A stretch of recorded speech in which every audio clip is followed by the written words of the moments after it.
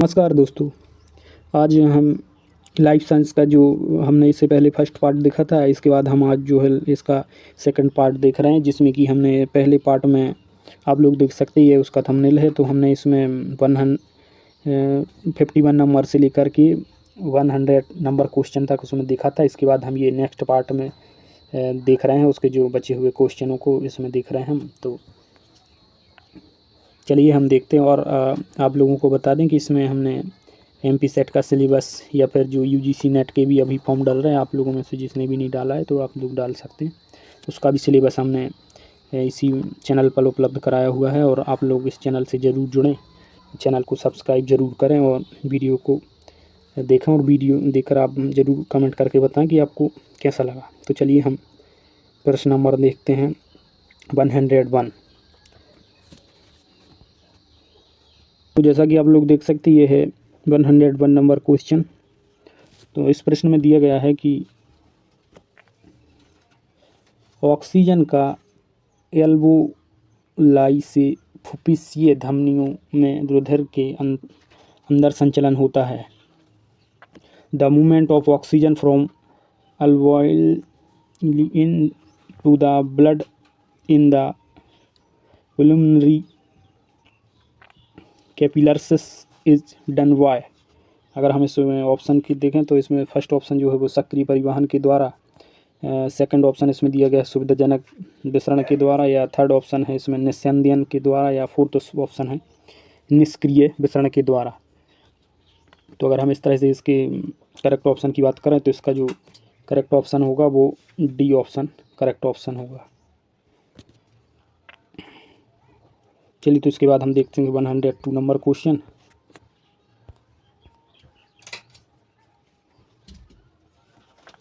तो जैसा कि आप लोग देख सकते हैं, ये है 102 number question.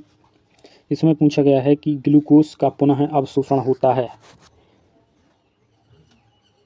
रीऑब्जर्वेशन of glucose occurs in the. तो अगर इसमें हम ऑप्शन की बात करें तो फर्स्ट ऑप्शन इसमें है मेडुलरी संकलन नलिकाओं में, या समीपस्थ नलिकाओं में, या दूरस्थ नलिकाओं में, या फिर हेनली लूप में। तो इस तरह से अगर 102 नंबर क्वेश्चन करेक्ट ऑप्शन की बात करें तो इसका जो करेक्ट ऑप्शन होगा वो बी ऑप्शन करेक्ट होगा, बी। चलिए, इसके बाद हम देखते हैं 103 नंबर क्वेश्चन। तो 103 नंबर क्वेश्चन जो आप देख सकते हैं, तो इसका जो करेक्ट ऑप्शन आप देख सकते हैं, इसका ऑप्शन जो प्रश्न में दिया गया है कि वृक्क में Na के पुनः अवशोषण को बढ़ाता है। थायरोकिसन, या फिर ADH, या एड्रियल नेट्रियोरिक पेप्टाइड, या फिर एल्डोस्टेरोन। तो अगर हम इस तरह से आप यहाँ भी देख सकते हैं ADH, या फिर पेप्टाइड, या फिर एल्डोस्टेरोन। तो अगर हम 103 नंबर क्वेश्चन करेक्ट ऑप्शन की बात करें तो correct option D option is the correct option of 103 number question. Next question 104। तो आप लोग देख सकते हैं, इसमें लिखा हुआ है कि which of the following hormones plays a role in regulating the flow of bile. तो इस तरह से आप हिंदी में भी यहाँ पर देख सकते हैं। अगर इसमें ऑप्शन की बात करें तो हम ग्रिस्टीन, या फिर कोलिस्कोनिन, या फिर इसमें सिक्रेटिन, या फिर पेनक्रियोजाइम। तो अगर हम इस तरह से इसके करेक्ट ऑप्शन की बात करें तो 104 नंबर क्वेश्चन का जो करेक्ट ऑप्शन है वो option number B, option number B the correct option of 104 number. Tell me next question. तो अगर हम 105 नंबर क्वेश्चन को देखें तो इसमें दिया गया है कि पीनियल ग्रंथि का हार्मोन जाना जाता है। तो इसमें पीनियल ग्रंथि में जो हार्मोन है वो किस कार्य के लिए जाना जाता है, इसके लिए यहाँ पर पूछा गया है कि पीनियल ग्रंथि का हार्मोन जाना जाता है सोमेटोट्रोपिन, या मेलेटोनिन, या फिर सेरोटोनिन, या फिर थायरोट्रोपिन। तो अगर हम इस तरह से 105 नंबर की क्वेश्चन के अगर करेक्ट ऑप्शन की बात करें तो इसका जो करेक्ट ऑप्शन होगा ये बी ऑप्शन इसका करेक्ट ऑप्शन होगा। चलिए इसके बाद हम देखते हैं 106 नंबर क्वेश्चन। तो जैसा आप देख सकते हैं ये है 106 नंबर क्वेश्चन। इसमें दिया गया है कि some mammals have a special thermogenic tissue known as. अगर आप चाहें तो हिंदी में भी देख सकते हैं। कुछ स्तनधारियों में विशिष्ट ऊष्मा उत्पादक उत्तक पाया जाता है। ब्राउन वसा उत्तक या संयोजी उत्तक या फिर एपिथेलियस उत्तक या फिर सामान्य वसा उत्तक। तो अगर हम इस तरह से 106 नंबर के करेक्ट ऑप्शन की बात करें तो इसका जो करेक्ट ऑप्शन है वो ये ऑप्शन इसका करेक्ट ऑप्शन होगा, ब्राउन वसा उत्तक। चलिए इसके बाद हम देखते हैं 107 नंबर क्वेश्चन। तो आप देख सकते हैं ये है 107 नंबर क्वेश्चन। तो आप लोग को बता दूं कि अभी हम देख रहे हैं एमपी सेट की लाइफ साइंस पेपर का एनालिसिस, जिसमें कि हम ये इसका पार्ट 2 है। इसका पार्ट फर्स्ट हम देख सकते हैं जिसमें कि हमने 51 से 100 नंबर तक देखा था उसमें। ये सेकंड पार्ट है जिसमें कि हम 101 नंबर क्वेश्चन से इस वाले पार्ट में देख रहे हैं। और ये जो पेपर सेट का सेट ए है ये, जिसको हम अभी देख रहे हैं। तो चलिए हम देखते हैं 107 नंबर क्वेश्चन को। तो 107 नंबर क्वेश्चन की अगर हम बात करें तो इसमें पूछा गया है कि जब F1 संकर पौधे को उनके किसी भी जनक पौधे के साथ संकरित कराया जाता है तब उस संकरण को कहते हैं। तो अगर हम इसमें ऑप्शन की बात करें तो परीक्षार्थ संकरण या संकर पूर्वज संकरण या फिर व्युत्क्रमण संकरण या फिर एक संकर संकरण। तो इस तरह से अगर हम 107 नंबर क्वेश्चन की करेक्ट ऑप्शन की बात करें तो इसका जो करेक्ट ऑप्शन होगा ये बी ऑप्शन इसका ये करेक्ट ऑप्शन होगा। चलिए इसके बाद हम देखते हैं 108 नंबर क्वेश्चन। तो अगर हम 108 नंबर क्वेश्चन की बात करें तो इसमें पूछा गया है कि यूकैरियोट्स में केंद्रक के बाहर स्थित जीनों द्वारा लक्षणों की वंशागति को कहते हैं। अगर इसमें हम ऑप्शन की बात करें तो एक है बाह्य केंद्रीय वंशागति, सेकंड ऑप्शन है इसमें मृतक वंशागति, या थर्ड ऑप्शन इसमें है कोशिका द्रव्य वंशागति, या फिर D all of the above, उपयुक्त सभी। तो अगर हम इस तरह से 108 नंबर की क्वेश्चन के करेक्ट ऑप्शन की बात करें तो इसका जो करेक्ट ऑप्शन होगा वो ऑल ऑफ दी अबव होगा, उपयुक्त सभी। इसके बाद हम देखेंगे 109 नंबर क्वेश्चन। तो 109 नंबर क्वेश्चन को अगर हम देखें तो इसमें पूछा गया है कि मनुष्यों में 21वें नंबर के गुणसूत्रों की एकाधिसूत्रता से किस प्रकार के सिंड्रोम का निरूपण होता है। तो अगर हम इसमें ऑप्शन की बात करें तो एक है क्लाइन फैक्टर सिंड्रोम, या फिर डाउन सिंड्रोम, या फिर टर्नर सिंड्रोम, या फिर टाउ सिंड्रोम। तो अगर इस तरह से हम देखें तो 109 नंबर क्वेश्चन का जो करेक्ट ऑप्शन होगा वो ऑप्शन नंबर बी होगा, डाउन सिंड्रोम। यहाँ भी आप देख सकते हैं down syndrome is the correct option of 109 number question. Tell me next question 110 number question की अगर हम बात करें तो इसमें पूछा गया है कि एक परिवार की अनेक पीढ़ियों के लक्षणों के वंशानुगति इस रूप का अध्ययन कहलाता है। The study of inheritance patterns of traits across सर्वल generation of a family is called. तो अगर हम इसमें ऑप्शन की बात करें तो इसमें फर्स्ट ऑप्शन जो है बहुजीनी वंशागति, या फिर वंशावली, या मात्रात्मक, या फिर गुणात्मक वंशावली। तो इस तरह से अगर हम 110 नंबर क्वेश्चन की करेक्ट ऑप्शन की बात करें तो इसका जो करेक्ट ऑप्शन होगा वो बी ऑप्शन करेक्ट ऑप्शन होगा, B option. Next question 111 number question.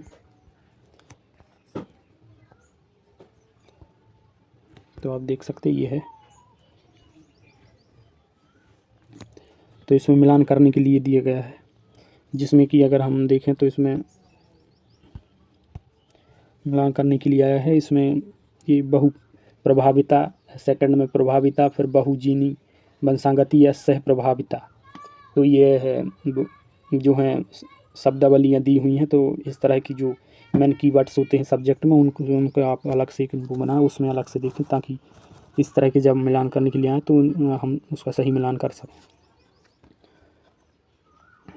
तो अभी हम देख रहे हैं 111 नंबर क्वेश्चन। तो अगर इसकी हम 111 नंबर क्वेश्चन की अगर करेक्ट ऑप्शन की बात करें तो इसका जो ऑप्शन होगा वो इसके हम करेक्ट ऑप्शन की बात करें तो इसका 111 नंबर का क्वेश्चन, इसका सी ऑप्शन करेक्ट ऑप्शन है, सी ऑप्शन। चलिए इसके बाद हम देखते हैं 112 नंबर क्वेश्चन को। अगर आप देखेंगे तो ये है आप 112 नंबर क्वेश्चन। इसमें पूछा गया है कि संलग्न जीन्स के लिए निम्नलिखित में से कौन से सही है। संलग्न, इसमें आप इंग्लिश में भी देख सकते हैं, which of the following are correct for linked genes. तो अगर आप इसमें ऑप्शन की बात करेंगे तो एक पहला है कि एक ही गुणसूत्र पर पास पास रहते हैं। सेकंड है संलग्न जीन्स के मध्य की दूरी संलग्नता सामर्थ्य के समानुपाती होती है। या थर्ड ऑप्शन में संलग्न जीन्स अर्धसूत्री विभाजन के दौरान एक दूसरे से पृथक हो जाते हैं। अगर इसमें ऑप्शन की बात करें तो इसमें पूछा गया कि सही विकल्प का चयन कीजिए। तो अगर हम 112 नंबर क्वेश्चन को देखें तो इसमें केवल आप देख सकते हैं कि ये पहला पॉइंट है ये बस इसका करेक्ट है। तो इस तरह से हम देख सकते हैं इसका जो सी ऑप्शन होगा, only C is the correct option of 112 number question. चलिए नेक्स्ट क्वेश्चन अब हम देखेंगे 113 नंबर क्वेश्चन, जिसमें कि आप देख सकते हैं इसका प्रश्न यहाँ पर पूछा गया है कि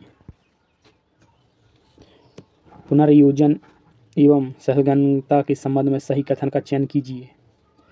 तो पुनर्योजन, अगर हम पहले ऑप्शन की बात करें तो इसमें पूछा पुनर्योजन परिणाम स्वरूप जनकीय जीन संयोजनों का निर्माण होता है। सेकंड ऑप्शन है पूर्ण संलग्नता के परिणाम स्वरूप जनकीय जीन संयोजनों के बजाय अजनकीय जीन संयोजनों का उच्च मात्रा में निर्माण होता है। थर्ड ऑप्शन है जीन युग्मों के मध्य पाई जाने वाली पुनर्योजन आवृत्ति का उपयोग कर आनुवंशिकी मानचित्र का निर्माण किया जाता है। डी ऑप्शन है एच जे मुलर ने सर्वप्रथम गुणसूत्री मानचित्र का निर्माण किया। तो अगर हम इस तरह से 113 नंबर क्वेश्चन के अगर करेक्ट ऑप्शन की बात करें तो इसका C option correct option number C. इसके बाद हम देखेंगे 114 नंबर क्वेश्चन। तो देख सकते हैं आप ये है। तो अगर हम इस प्रश्न की बात करें तो इसमें भी उन्होंने मिलान करने के लिए ही पूछा है। तो आप देख सकते हैं यहाँ पर भी उन्होंने कुछ शब्दावलियाँ दी हैं जिसमें कि उन्हें परक्रमण या फिर लैंगिक क्रमण या फिर जीन विनियम या फिर उत्परिवर्तन को मिलान करने के लिए दिया हुआ है।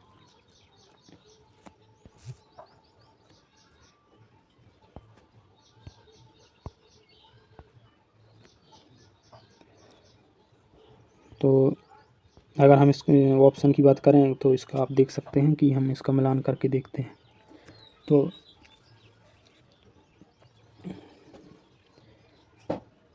इसका अगर हम मिलान करें तो इसका फर्स्ट जो पराक्रमण दिया है इसका होगा फर्स्ट का फोर्थ। इसके बाद अगर हम सेकंड लेंगे क्रम देखें तो इसका जो होगा वो थर्ड ऑप्शन होगा। और जो जीन विनियम दिया हुआ है जीन विनियम थर्ड ऑप्शन इसका जो होगा वो ये वाला सेकंड ऑप्शन होगा। और अगर हम फोर्थ की उत्परिवर्तन की बात करें तो इसका जो करेक्ट ऑप्शन होगा वो फर्स्ट ऑप्शन होगा। तो इस तरह से आप देख सकते हैं कि फोर के फर्स्ट में दो ऑप्शन हैं। फिर हम फर्स्ट का फोर देखेंगे तो फर्स्ट के फोर में भी दो ऑप्शन हैं। फिर सेकंड का थर्ड देखेंगे तो सेकंड के थर्ड, इस तरह से हमारा जो करेक्ट ऑप्शन निकल रहा है वो ये डी ऑप्शन करेक्ट ऑप्शन है। चलिए इसके बाद हम 115 नंबर क्वेश्चन देखते हैं।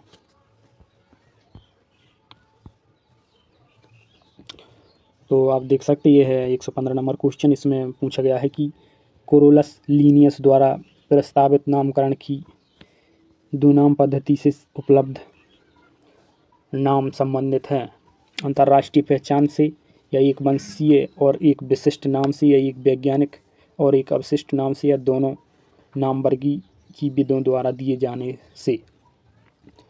तो अगर हम 115 नंबर क्वेश्चन की बात करें तो इसका जो करेक्ट ऑप्शन होगा वो होगा एक वंशीय और एक विशिष्ट नाम से। ये इसका जो है करेक्ट ऑप्शन बी। इसके बाद हम देखेंगे 116 नंबर क्वेश्चन। तो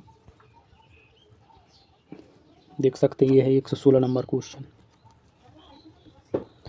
तो इसमें पूछा गया है कि अंतर्जनन करने वाले जंतु संबद्ध हैं एक समान वंश से, जाति से, कुल से या गण से। इसी तरह से आप यहाँ पे इंग्लिश में भी देख सकते हैं। तो इसका जो 116 नंबर क्वेश्चन का अगर हम करेक्ट ऑप्शन की बात करें तो इसका जो 116 नंबर के करेक्ट ऑप्शन की बात करें तो इसका जो करेक्ट ऑप्शन होगा बी ऑप्शन। चलिए इसके बाद हम देखते हैं 117 नंबर क्वेश्चन। तो 117 क्वेश्चन में आप देख सकते हैं नंबर में इसमें पूछा गया है कि लीनियस के वर्गीकीय पदानुक्रम। आप देख सकते हैं इसमें लीनियस का वर्गीय पदानुक्रम से प्रश्न बना हुआ है, जिसमें कि पूछा है क्रमित टैक्सा के विभाजन के सही क्रम को पहचानिए। तो अगर आप इसमें देखेंगे तो यहाँ भी आप देख सकते हैं यह पूछा गया है कि क्लास, ऑर्डर, फैमिली, जेनियस और स्पीसीज। इस तरह से यहाँ पर वर्ग, गण, कुल, वंश, जाति इन्हीं को उसने ऊपर नीचे कर करके चारों ऑप्शन में दिया हुआ है। तो आप इसमें से देखें और इस तरह से आप देख सकते हैं कि किस तरह के प्रश्न बनाए जाते हैं। तो ये लीनियस के वर्गीकीय पदानुक्रम से सवाल पूछा गया है। तो अगर हम 117 नंबर को देखें तो इसमें आप लोगों को भी पता होगा कि सबसे पहले वर्ग आता है, वर्ग के बाद गण, फिर कुल आता है, फिर वंश, फिर इसके बाद जाति। तो इस तरह से अगर आप देखें तो इसका जो करेक्ट ऑप्शन होगा वो ये first option, the correct option of 117 number question का जो करेक्ट ऑप्शन है वो ये ऑप्शन है। इसके बाद हम देखेंगे 118 नंबर क्वेश्चन। तो आप देख सकते हैं यह है 118 नंबर क्वेश्चन। तो इस प्रश्न में पूछा गया है कि सरीसृप के फेफड़े स्थित होते हैं। तो ये जो पूछा गया है कि सरीसृप जो होते हैं उनके फेफड़े कहाँ पर होते हैं, गर्दन में, वक्ष में, या फिर उदर में, या फिर पूंछ में, टेल, या तो आप नेक में, या जहाँ आप तो आप देख सकेंगे कि फेफड़ों के बारे में पूछा है वो भी सरीसृप की। तो अगर हम इसका करेक्ट ऑप्शन बात करें तो इसका जो करेक्ट ऑप्शन होगा वो वक्ष में होगा, वक्ष में होते हैं सरीसृप के फेफड़े। इसके बाद हम देखेंगे 119 नंबर क्वेश्चन, जिसमें कि आप देख सकते हैं यह है 119 नंबर क्वेश्चन। इसमें पूछा गया है कि मस्तिष्क या मेरुरज्ज के धूसर द्रव्य में कोशिका पिंडकों द्वारा द्रव्यमानीय समूह कहलाता है। तो अगर हम इसमें ऑप्शन की बात करें तो इसमें तंत्रिकीय, या फिर नाड़ी ग्रंथि, या तंत्र का बंध, या फिर केंद्रा। तो इस तरह से अगर हम इसमें करेक्ट ऑप्शन की बात करें तो इसका जो केंद्रक है ये इसका करेक्ट ऑप्शन होगा। चलिए इसके बाद हम देखते हैं 120 नंबर क्वेश्चन। तो आप देख सकते हैं कि ये यहाँ पर उन्होंने कंजर्वेटेड, तो इंडियन रहनो इज कंजर्वेटेड। तो आप देख सकते भारतीय गैंडा संरक्षित है, वो कहाँ पर संरक्षित है इसके लिए पूछा गया है। तो इसमें आप देख सकते हैं कि first option Corbett national park, second है Kaziranga national park, third option है बांदीपुर नेशनल पार्क, या फोर्थ ऑप्शन है पेंच राष्ट्रीय उद्यान। तो अगर आप इस तरह से देखेंगे तो ये एक सिंग का जो गेंडा होता है ये रहनो है। तो ये आपका इसका करेक्ट ऑप्शन होगा काजीरंगा नेशनल पार्क में ये सुरक्षित है। चलिए इसके बाद हम देखते हैं 121 नंबर क्वेश्चन। तो आप देख सकते हैं कि यहाँ पर पार्कों से भी जो जहाँ पर जीव जंतु विशेष रूप से सुरक्षित होते हैं उनके बारे में पूछा जाता है। तो अगर आप वीडियो देख रहे हैं तो आप इसमें इस प्रश्न में ये मैं एक प्रश्न पूछ रहा हूँ कि आप ये बताइए कि भारत के किस नेशनल पार्क में एलिफेंट का संरक्षित हैं, जहाँ पर एलिफेंट संरक्षित हैं उस उद्यान का नाम बताइए, राष्ट्रीय उद्यान का। तो चलिए हम इसके बाद देखते हैं कि 121 नंबर क्वेश्चन। तो अगर आप इसमें देखेंगे तो इसमें पूछा गया है कि प्रकृति और प्राकृतिक संसाधनों के संरक्षण हेतु अंतर्राष्ट्रीय संघ IUCN बना था। तो अगर आप IUCN तो अगर फुल फॉर्म की बात करें तो इसका जो होगा वो international union for the conservation of nature and natural resource was founded in. तो ये इसका जो गठन या बनने का जो सन है वो उसके लिए आप ऑप्शन देख सकते हैं 1948, 1947, 1950 या फिर 1952। तो अगर इस तरह से 121 नंबर को देखें तो इसका जो करेक्ट ऑप्शन होगा वो 1948 इसका करेक्ट ऑप्शन होगा। इसमें ही IUCN का गठन किया गया था। इसके बाद हम देखेंगे 122 नंबर क्वेश्चन। तो आप यहाँ पर देख सकते हैं कि यहाँ लिखा है प्रथम वास्तविक जबड़ाधारी कोसुरुकी किस वर्ग से संबंधित है। फर्स्ट ट्रू जबड़ बिलोंग टू क्लास। तो फर्स्ट जो जबड़ाधारी कोसुरुकी किस वर्ग से संबंधित है, इसमें एक ऑप्शन दिया हुआ है साइक्लोस्ट्रोमेटा या फिर प्लेकोडर्माई या फिर आस्ट्रोकोनार्डमोई या फिर डी ऑप्शन है कंडेड्रकीथीज। तो इस तरह से आप देखें तो 122 नंबर का जो करेक्ट ऑप्शन होगा वो इसका प्लेकोडोमोई इसका जो बी ऑप्शन है ये इसका करेक्ट ऑप्शन है। इसके बाद हम देखेंगे 123 नंबर क्वेश्चन। तो आप देख सकते कि इसमें पूछा गया है कि निम्नलिखित में से ठंडे और अल्पाइन क्षेत्रों में कौन से पौधे हैं जो गर्मी में अच्छी तरह से नहीं पनप पाते। तो आप देख सकते हैं ये ठंडे और अल्पाइन क्षेत्र में पूछा गया है कि वहाँ पर ऐसे कौन से पौधे हैं जो कि गर्मी में जिनका अच्छी तरह से विकास नहीं होता। Which of the following are the planets of cold and alpine regions and this do not thrive in heat. तो जो हीट के कारण से अच्छी तरह से डेवलपमेंट नहीं होता है जिन पौधों का, उनके बारे में बता डेवलप नहीं होते हैं। तो इसमें मेगाथर्म या मीसोथर्म या फिर हिस्टोथर्म या फिर माइक्रोथर्म। तो इस तरह से अगर हम 123 नंबर क्वेश्चन की अगर करेक्ट ऑप्शन की बात करें तो इसका जो हिस्टोथर्म द करेक्ट ऑप्शन और 123 नंबर क्वेश्चन। चलिए इसके बाद हम देखते हैं 124 नंबर क्वेश्चन। तो इसमें उन्होंने पूछा है कि मृदा का जल जो पौधों को आसानी से उपलब्ध हो जाता है वह कहलाता है। तो अगर हम इसमें ऑप्शन की बात करें, मृदा का जल जो आसानी से पौधों को उपलब्ध हो जाता है, होलार्ड या फिर क्रिस्टॉर्ड या इकार्ड या फिर हाइग्रोस्कोपिक पानी वाटर। तो अगर हम इस तरह से 124 नंबर की करेक्ट ऑप्शन की बात करें तो इसका जो बी ऑप्शन है वो करेक्ट ऑप्शन है। चलिए इसके बाद हम देखते हैं 125 नंबर क्वेश्चन। तो अगर हम इस प्रश्न की बात करें तो इसमें पूछे निम्नलिखित में से कौन सा गलत मिलान है।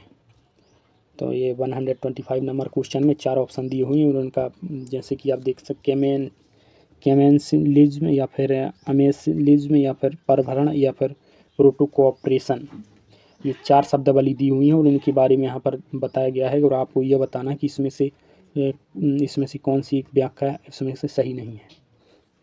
तो अगर हम इसमें देखें तो सबसे पहले हम फर्स्ट दिए, एक प्रजाति को लाभ होता है दूसरी प्रजाति को ना तो लाभ और ना ही नुकसान।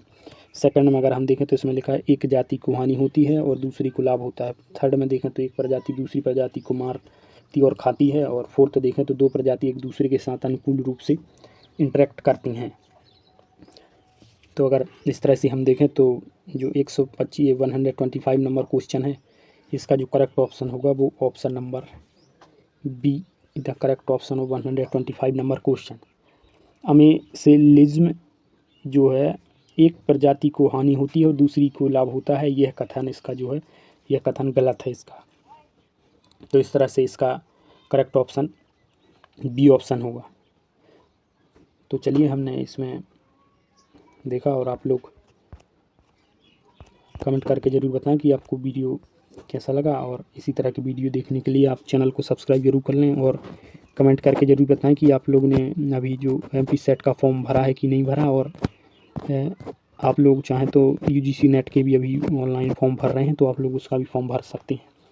तो चलिए हमने ये देखा लाइफ साइंस की कुछ प्रश्न 101 से लेकर 125 नंबर तक क्वेश्चन देखे हैं और वीडियो कैसा लगा कमेंट करके आप लोग ज़रूर बताएँ। Thank you for watching.